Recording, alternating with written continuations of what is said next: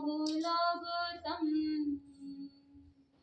साहु शरण पवजा पांच पद परमेशिका सब साहुणम दरवजा दर्शन मंगलिक उत्तम वंदन मंगलिक उत्तम चरणा मंगलिक उत्तम शरणा मंगलिक उत्तम सत्संग है उत्तम सर्वोत्तम साहु शरण पवजा पांच पद परमेशिका सब साहुणम दरवजा पांच पद परमेशिका सब साहुणम दरवजा। राग द्वेष के विजेता मोक्ष मार्ग के प्रतिपादक चरम तीर्थंकर श्रीमद् भगवान महावीर स्वामी के चरणों में कोटि कोटि वंदन करते हुए एक भवावतारी चर्चा चक्रवर्ती भीष्म प्रतिज्ञाधारी अखंड बाल ब्रह्मचारी आचार्य सम्राट पूज्य श्री जयमल जी महाराज साहब के चरणों में कोटि कोटि वंदन करते हुए उन्हीं के 11वें पट्टधर आचार्य सम्राट पूज्य श्री शुभ चंद्र जी महाराज साहब के चरणों में कोटि कोटि वंदन। जय गच्छाधिपति व्याख्यान वाचस्पति उग्र बिहारी वचन सिद्ध साधक 12वें पट्टधर आचार्य प्रभु श्री पार्श्व चंद्र जी महाराज साहब घोर तपस्वी उपाध्याय प्रभु श्री गुणन चंद्र जी महाराज साहब मेरे अनंत आस्था के आया मम जीवन उद्धारक परम पूज्य गुरुदेव डॉक्टर श्री पदम चंद्र जी महाराज साहब के चरणों में कोटि कोटि वंदन करते हुए श्री गुरु भगवान के चरणों में वंदन करते हुए गुरुदेव श्री की आज्ञा से आत्मबंधु जैन अनुपेहा ध्यान योग साधना शिविर आज से प्रारंभ हो रहा है। पूज्य गुरुदेव डॉक्टर श्री पदम चंद्र जी महाराज साहब का अनंत अनंत उपकार है कि जिन्होंने सन 1996 के अंदर माउंट आबू के अचलगढ़ गुफा में 21 दिन तक निरंतर आयम्बे की तपश्चर्या के दौरान एक पैर पर खड़े रह करके ध्यान साधना करना, सूर्य की आदापना लेना और घंटों घंटों तक ध्यान साधना करते हुए हम सबके हित के लिए अनुकंपा रखते हुए ये जैन अणुपेहा ध्यान योग साधना पद्धति का निरूपण किया। गुरुदेव के द्वारा प्ररूपित यह साधना पद्धति एक कल्प वृक्ष के समान है। जिस लक्ष्य के साथ आप इस साधना को करेंगे उस लक्ष्य की प्राप्ति हो सकती है अगर श्रद्धा हो, भक्ति हो और साथ में कमिटमेंट हो, डेडिकेशन हो तो आप इस साधना के माध्यम से अनेक लाभ प्राप्त कर सकते हैं। इस साधना से शारीरिक, मानसिक, आध्यात्मिक, इमोशनल, साइकोलॉजिकल लाभ भी आप प्राप्त कर सकते हैं। तो सबसे पहले हम जानेंगे कि हमको क्या करना चाहिए इस शिविर के दौरान और क्या नहीं करना चाहिए, डूज एंड डोंट्स। फिर जैसे गुरुदेव ने फरमाया था कि ध्यान साधना हर एक साधक के उन्नति के लिए कितना महत्वपूर्ण है उसके बारे में भी थोड़ा सा जान करके हम इस साधना के बारे में प्रैक्टिकली हम प्रैक्टिस करेंगे। तो क्या करना है इस शिविर के दौरान, कुछ नियमों का पालन करना है। जैसे ही आप 7 बजे यहाँ पर आकर के बैठते हैं तो आपको पहले से ही कतार बंद बैठना है और जैसे ही प्रांगण के अंदर आ जाएंगे तो आपको क्या करना है, मौन। आपको आपस में बातचीत करते हुए जैसे गुरुदेव ने फरमाया था कि जैसे विचारों की श्रृंखला चलती है, आप अगर शांत रहेंगे, मौन रहेंगे तो आपके वहां पर विचारों का कनेक्शन रहेगा नहीं, आप व्यवस्थित रूप से यहाँ पर कनेक्टेड रहेंगे और ध्यान साधना में आपका मन लगा रहेगा। जैसे ही यहाँ पर आए तो आपने अपनी तैयारी की ध्यान साधना के लिए, साथ में विश्वास और श्रद्धा, फेथ कि आप जो यहाँ पर साधना करेंगे निश्चित रूप से आपके शारीरिक, मानसिक, आध्यात्मिक और इमोशनल लाभ मिलने वाला है। लेकिन यहाँ पर क्या नहीं करना है कि आपको कुछ भी एक्सपेक्ट नहीं करना है कि मैं ये देखूंगी, मैं ये करूंगी, मैं ये करूंगा, मुझे ये मिलेगा। ये सारे जितने भी एक्सपेक्टेशंस होती है, आकांक्षाएं होती है, उन सबको आपको ड्रॉप कर देना है। आपको मन में यही चिंतन करना है, मैं अपने आप को समर्पित करता हूँ, मैं अपने आप को समर्पित करती हूँ, मैं अपने सबकॉन्शियस माइंड के ऊपर इतना विश्वास करूँ कि मेरा सबकॉन्शियस माइंड मुझे अपने आप उस अंतर यात्रा की ओर ले जाएगा। मुझे लॉजिक माइंड नहीं लगाना है, मेरा मन हमेशा क्या करना है, सबकॉन्शियस माइंड जिस तरफ से आपको आगे ले जाएगा उसी तरह से आपको आगे बढ़ना है। तो हम पहले जानेंगे जैन अणुपेहा ध्यान योग साधना किसे कहते हैं। सबसे पहला शब्द है जैन। जैन आगमों पर आधारित यह पद्धति गुरुदेव अनेकों बार फरमाते हैं कि एक शब्द होता है जन और एक शब्द होता है जैन। जन और जैन में हिंदी में लिखते हैं तो सिर्फ 2 मात्रा का अंतर है। गुरुदेव फरमाते हैं कि ये जो अंतर है वो सिर्फ 2 मात्रा की आचार और विचार है। एक एक शब्द को ध्यान से सुनना, क्योंकि इस शिविर के अंदर एक एक शब्द, एक एक वाक्य, एक एक क्रिया बहुत ही महत्वपूर्ण है, बहुत ही लाभदायक। आचार और विचार की जो ये 2 मात्राएं हैं, जिसके आचार और विचार शुद्ध हो जाते हैं वो क्या बन जाता है? जोर से बोलिए, जैन बन जाते हैं। कर्म से भी जैन बनना है, आप टाइटल से जैन है, तो इस साधना के माध्यम से हम कैसे आचार और विचार को शुद्ध बना सकते हैं, कैसे अशुभ से शुभ की ओर जाना, शुभ से शुद्ध की ओर जाने की यात्रा है ये जैन अनुपेहा ध्यान साधन। दूसरा शब्द है अणुपेहा। अणु और पेहा ये प्राकृत शब्द है, 2 शब्दों से बना ये शब्द। अणु यानी सूक्ष्म, अणु यानी फाइनेस्ट, अणु यानी माइन्यूटेस्ट, अणु यानी पीछे। पेहा का मतलब होता है देखना, पेहा यानी चिंतन करना, गहराई से देखना, गहराई से चिंतन करना, उसी का नाम है अणुपेहा। बाह्य आप संसार के अंदर बहुत सारी वस्तुएं देखते हैं, लेकिन उसकी गहराई तक नहीं पहुंच पाते हैं। इस शरीर को भी आप देखते हैं, आप अपने शरीर को भी देखते हैं, लेकिन इस शरीर के पीछे कौन सा सिस्टम काम कर रहा है? साइंस ने बहुत कुछ खोज कर लिया कि ऑर्गन्स को ट्रांसप्लांट कर सकते हैं, स्टेम सेल्स के माध्यम से ऑर्गन्स को बना सकते हैं। हार्ट कमजोर हो गया है, हार्ट काम नहीं कर रहा है, तो हार्ट क्या हो सकता है? हार्ट रिप्लेस हो सकता है। लिवर खराब हो गया है तो स्टेम सेल्स के माध्यम से लिवर बन सकता है लैबोरेटरी में और लिवर ट्रांसप्लांट हो सकता है। लेकिन आज साइंस ये खोज नहीं कर पाया है कि ये जो शरीर एनिमेट कर रहा है, ये जो शरीर कार्य कर रहा है, इसके पीछे जो लाइफ फोर्स है, इस लाइफ फोर्स को साइंस खोज नहीं कर पाया है। इसीलिए जब जब साइंस के सामने ये चुनौती आती है तो उस समय साइंस कहता है इट इज बियॉन्ड साइंस। जो जैन दर्शन बता रहा है वो साइंस नहीं बता पा रहा है, इसीलिए साइंस विज्ञान कहता है it is beyond science, science के परे है। तो अणुपेहा के माध्यम से साधक गहराई से चिंतन करता है, अपने भीतर की यात्रा में जाकर के अपने भीतर झांकता है कि इस शरीर के पीछे क्या है, इस शरीर को चलाने वाला कौन है, इस शरीर के बाद क्या हो सकता है। जड़ और चेतन, इस भेद विज्ञान तक पहुंचने के लिए अणुपेहा बहुत ही महत्वपूर्ण है। जैन अणुपेहा। अगला शब्द ध्यान। गुरुदेव ने आपको फरमाया था कि ध्यान किसे कहते हैं। तत्वार्थ सूत्र के अंदर भी कहा जाता है उत्तम संहनन से एकाग्र चिंता निरोधो ध्यानम।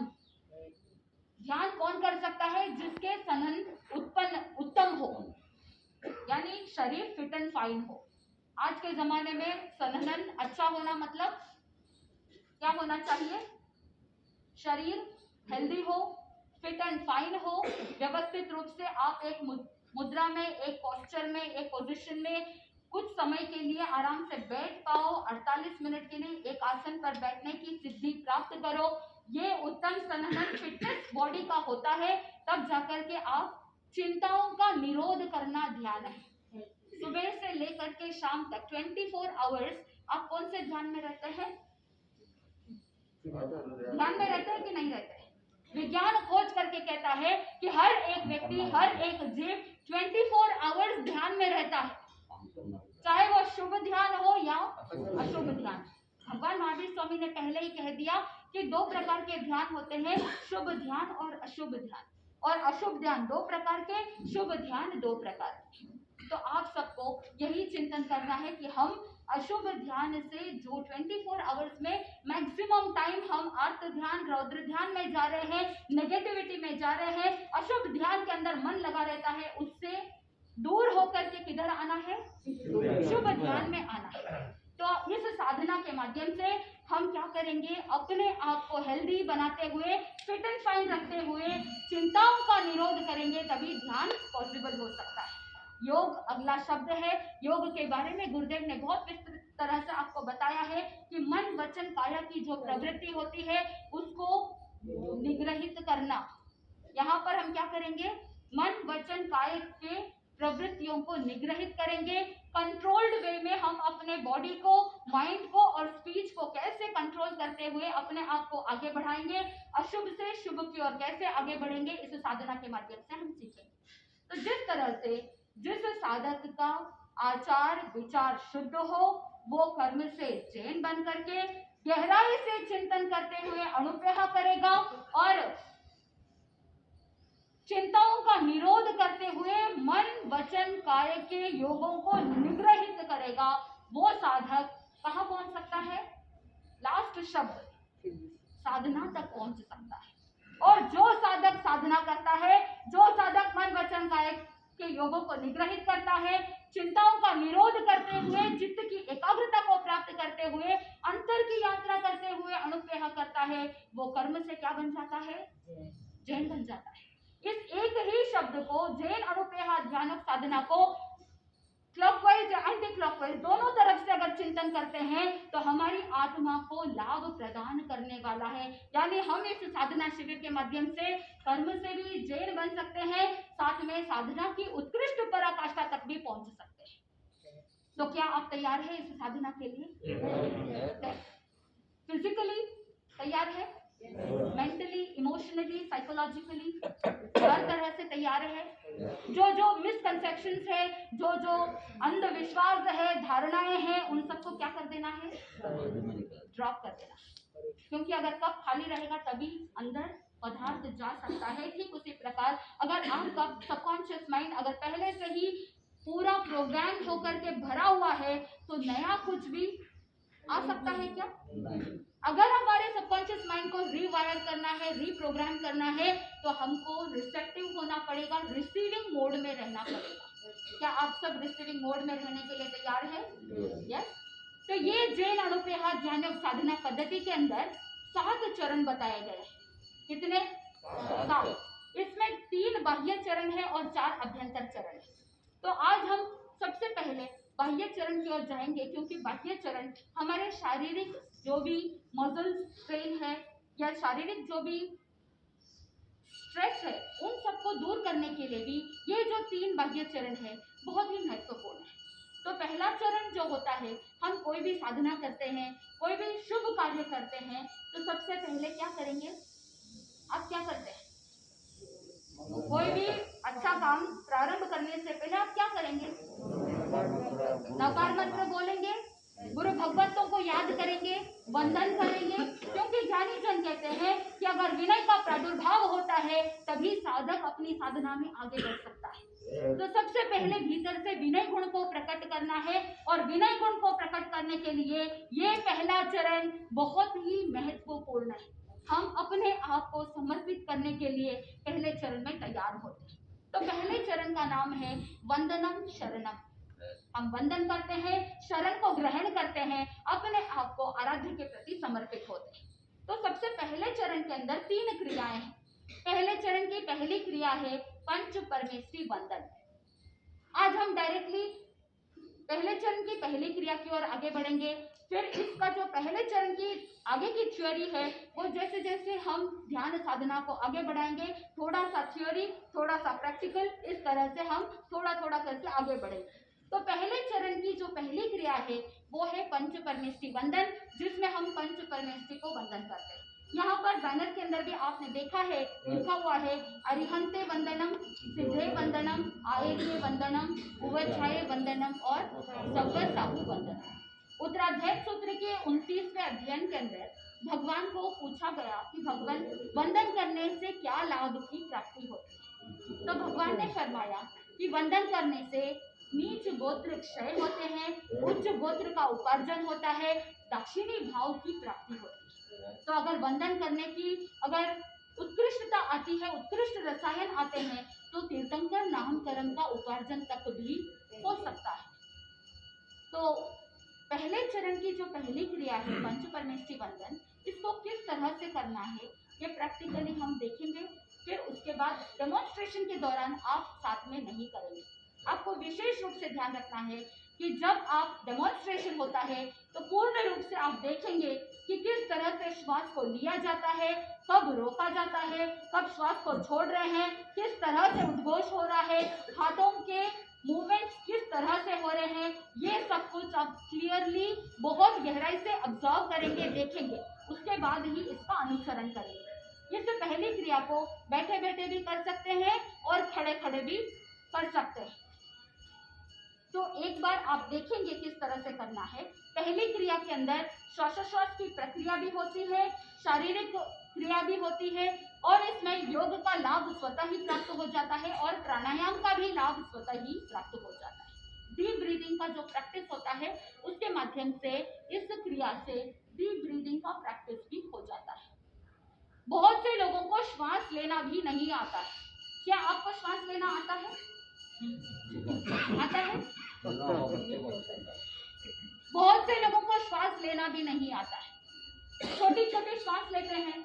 हमारे जो ये फेफड़े होते हैं, लंग्स होते हैं, उसके 3 कंपार्टमेंट होते हैं, अपर, मिडिल एंड लोअर, और राइट एंड लेफ्ट।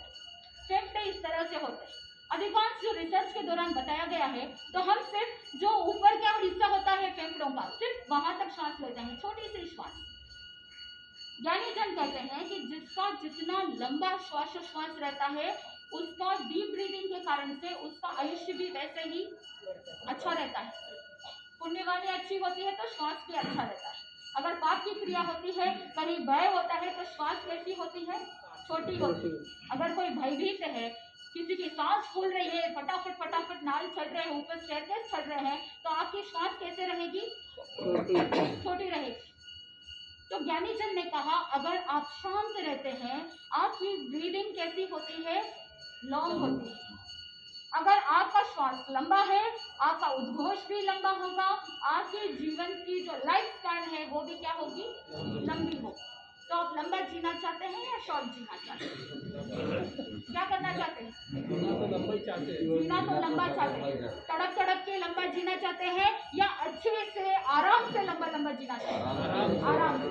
अगर आराम से, बहुत अच्छे से, पुण्यवानी के साथ अगर लंबा आयुष्य चाहते हैं, दीर्घ आयुष्य चाहते हैं, तो पुण्यवानी बढ़ानी पड़ेगी। पुण्यवानी बढ़ानी है तो अच्छे से श्वास लेना भी आना चाहिए। अगर अच्छे से श्वास लेना आता है तो फिर चाहे कोरोना हो, चाहे कुछ भी आओ, आपके लंग्स के ऊपर इफेक्ट नहीं होगा। जब आप श्वास लेते हैं, 2 तरह से लोग श्वास लेते हैं। एक श्वास लेते हैं, यहाँ के जितने भी मसल्स होते हैं, मांसपेशियां होती है, उनको स्ट्रेन कर करके श्वास लेते हैं, तनाव के साथ। ये अच्छा है क्या? जब आप श्वास लेते हैं, दीर्घ श्वास लेते हैं, तो बिल्कुल सहजता के साथ, रिलैक्स होकर के, बिल्कुल गहराई के साथ लंबा श्वास लेना है।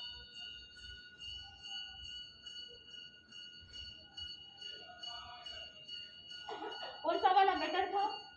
सेकंड वाला। आप भी क्या करेंगे? सहजता के साथ लंबी गहरी श्वास आपके पूरे फेफड़ों को ऑक्सीजन से भरेंगे।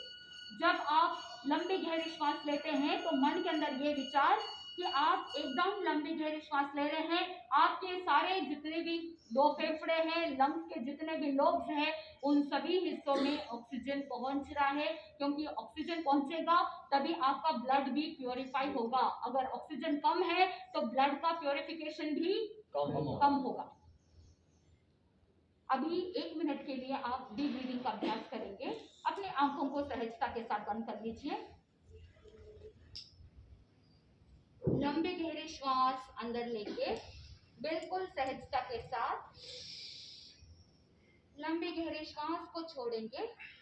5 बार अभ्यास। बिल्कुल सहजता के साथ, कोई आवाज नहीं, बिल्कुल सहजता। Deep breath in and deep breath out.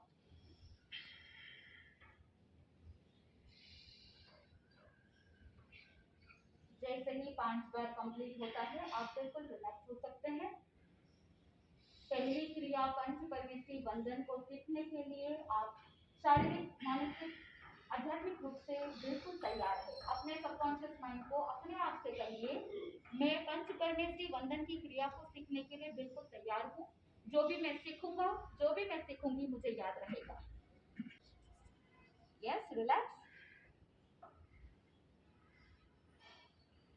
मैं अभी आपको खड़े खड़े एक बार बता देती हूँ किस तरह से करना है, क्या औचित्य रहता है, उसके बाद डेमोन्स्ट्रेशन देखेंगे। जब आप प्रारंभ करते हैं तो बैठे बैठे जब आप स्टार्ट कर रहे हैं तो स्टार्टिंग में मुद्रा होगी, ये ज्ञान मुद्रा, इसे ज्ञान मुद्रा कहते हैं। दूसरे चरण में हम मुद्राओं को और ज्यादा गहराई से समझेंगे। सबसे पहले हम इस मुद्रा में बैठते हैं, उसके बाद लंबे गहरे श्वास भरते हुए हाथों को ऊपर ले जाते हैं और श्वास को रोकते हुए हाथों को सेंटर में लाते हैं। मैंने आपको कहा था कि जब डेमोन्स्ट्रेशन हो तब आपको क्या नहीं करना चाहिए। देखिए हमारा सबकॉन्शियस माइंड रिवर्स जाता है, क्योंकि मैंने आपको कहा कि नहीं करना है तो आप क्या कर रहे हैं, वही कर रहे हैं। आपको सिर्फ और सिर्फ देखना है किस तरह से कर रहे हैं, आपको अपने माइंड में फीड करना है। लंबे गहरे श्वास लेते हुए हाथ ऊपर जाएंगे, सिर्फ देखिए, आपको नहीं करना है, देखिए पहले। लंबे गहरे श्वास भरते हुए हाथ ऊपर जाएंगे। जब आप हाथ ऊपर करते हैं आपके हाथ कानों को टच करेंगे, फिर श्वास को रोकते हुए आपके हाथ यहाँ चेस्ट के पास आ जाएंगे। जब आपके हाथ ऐसे जुड़े हुए रहते हैं, बहुत से लोग इस तरह से हाथ जोड़ते हैं, यहाँ पर इस क्रिया में हमारे हाथ इस तरह से स्ट्रेट होने चाहिए। इस तरह से हाथों को जोड़ने से आपके जो यहाँ हाथों के अंदर एक्यूप्रेशर पॉइंट्स होते हैं, नेचुरली सहज में एक्यूप्रेशर के पॉइंट्स पे दब जाते हैं, एक्यूप्रेशर का लाभ भी प्राप्त हो जाता है। उसके बाद आप इस तरह से राइट साइड की तरफ आवर्तन देते हुए अरिहंते वंदनम का उद्घोष करेंगे। आपके ये जो हाथ जुड़े हुए हैं वो आपके राइट आर्म पिट के पास रहेगा। फिर पुनः श्वास भरेंगे, श्वास को रोकेंगे, फिर आवर्तन देते हुए सिद्धे वंदनम का उद्घोष करेंगे। पुनः श्वास लेंगे, रोकेंगे, फिर आवर्तन देते हुए आयरीय वंदनम का उद्घोष करेंगे। अलग से श्वास छोड़ने की आवश्यकता नहीं है। जब हम उद्घोष करते हैं तो सहज में श्वास छूट जाता है। पुनः लंबी गहरी श्वास भरेंगे, रोकेंगे, नाभि के पास हाथों को लाते हुए उज्जाये वंदनम का उद्घोष करते हैं। फिर लंबी गहरी श्वास भरते हैं, रोकते हैं और सव्वा साहू वंदनम का उद्घोष करते हुए पुनः जो ओरिजिनल पोजीशन है उस ओरिजिनल पोजीशन पर हाथ लेकर के आ जाएंगे। ये एक आवर्तन कंप्लीट हुआ। आप आपके राइट साइड से प्रारंभ करेंगे, क्योंकि मेरा राइट आपके लिए क्या होगा, आपको आपके राइट साइड से प्रारंभ करना है। आप एक बार समी जी करेंगे, आपको डेमोन्स्ट्रेशन देखना है, उसके बाद आपको अनुसरण करना है। लंबी गहरी श्वास भरते हुए हाथों को ऊपर ले जाएंगे, नमस्कार मुद्रा। श्वास को रोकते हुए हाथों को सेंटर में लाइए, अरिहंते वंदनम का उद्घोष, अरिहंते वंदनम।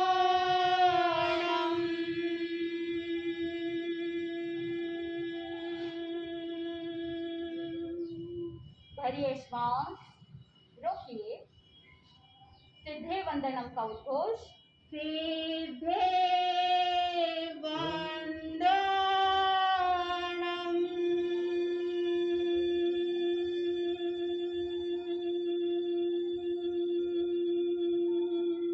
भरिए श्वास, रोकिए, आयरीय वंदनम का उद्घोष, आयरीय वंदनम।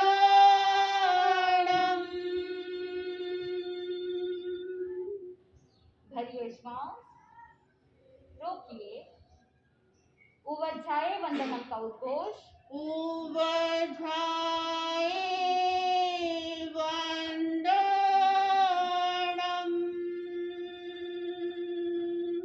भरिए श्वास, रोकिए, सव्वा साहू वंदनम का उद्घोष, सव्वा साहू वंदनम।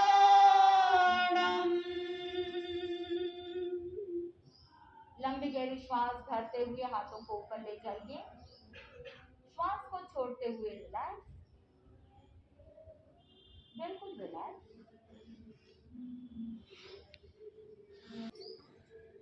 आप पहली बार कर रहे हैं इसलिए आंखें खुली रहेगी, आप सभी को देख करके भी अनुसरण कर सकते हैं, लेकिन जैसे जैसे अभ्यास करेगा आप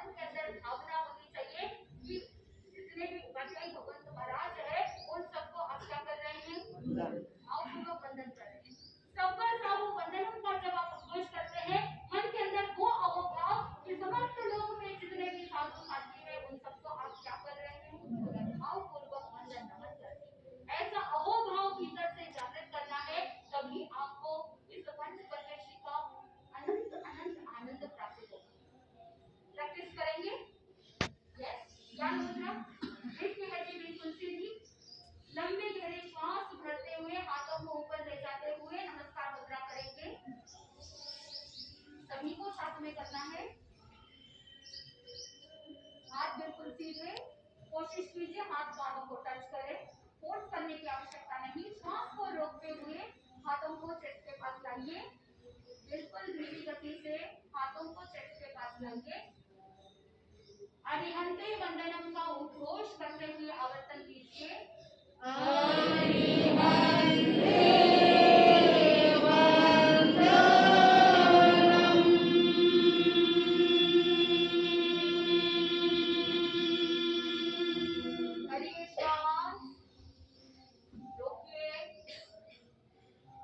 सीधे वंदनम का उद्घोष।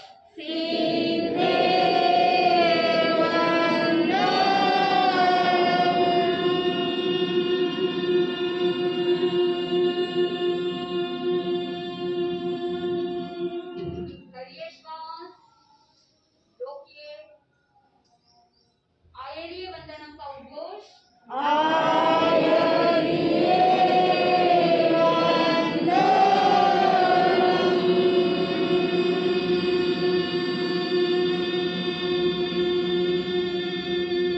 लंबी गहरी श्वास भरिए, रोकिए। उवजाय वंदनम का उद्घोष।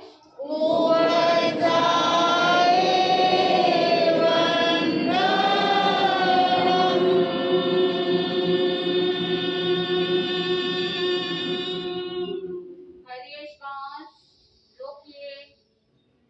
सव्वसाहु वंदनम का उद्घोष।